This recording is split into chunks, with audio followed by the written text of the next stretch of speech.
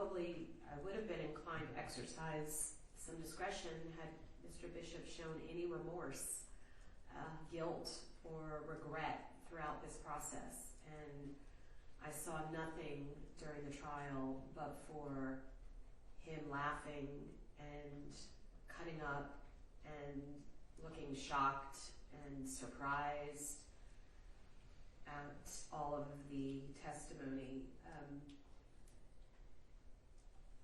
Mr. Bishop, you're a master manipulator and probably the classic definition of a narcissist, like that I've ever seen. You took advantage of these folks who were essentially lost souls, looking for some guidance, looking for some connection, or looking for some comfort.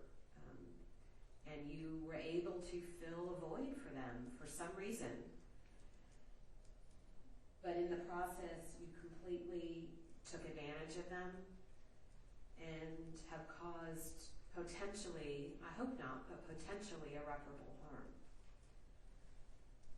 I hope that all of the victims will be able at some point in time to recover from this and to find some type of peace in their lives.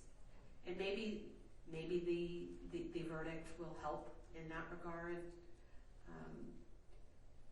But I hope you all are able to move on at some point and find some peace, whatever that is for you. So with that, I am going to follow the recommendation of the state in this case. On the rape, he'll be sentenced to life without the possibility of parole, followed by 10 years consecutive for the false imprisonment. And on the internet porn, count 3, 12 months to serve, concurrent to the false imprisonment. The internet porn, I'll run concurrent to the false imprisonment. Internet, 5 years.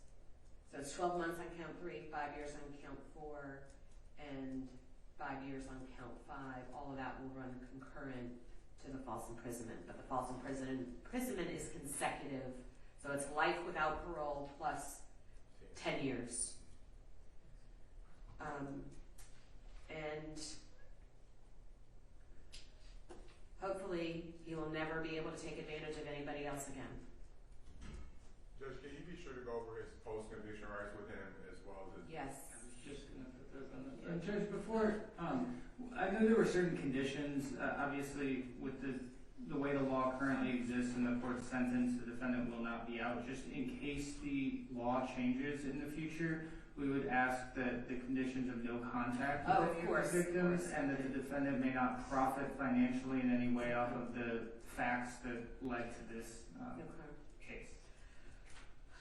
All right, Mr. Bishop, you're to have absolutely no contact, direct or indirect. That means sending any of your followers to contact them, getting any messages to them, no posting, no internet posting about them, no contact, direct or indirect, no phone calls, emails, no nothing, no visits to their homes, nothing, zero. They don't exist anymore. And you are not to profit in any fashion from the crimes that you have committed. So no book deals for you, no movie rights, nothing. And also with respect to your appellate rights, let's see, you have 30 days, I believe, from today to file a motion for a new trial. That's correct, Judge, and I'll give him a boilerplate motion for a new trial file once the sentence is filed. He has 30 days from the date of his sentencing, which is today, to file a notice of appeal or a motion for a new trial to preserve his direct appeal rights. He also has 4 years from the time that his conviction becomes final to apply for a petition for a writ of habeas corpus. Generally, a conviction is final when all direct appeal rights have expired. Okay. And he has 1 year on this one. Right. Right.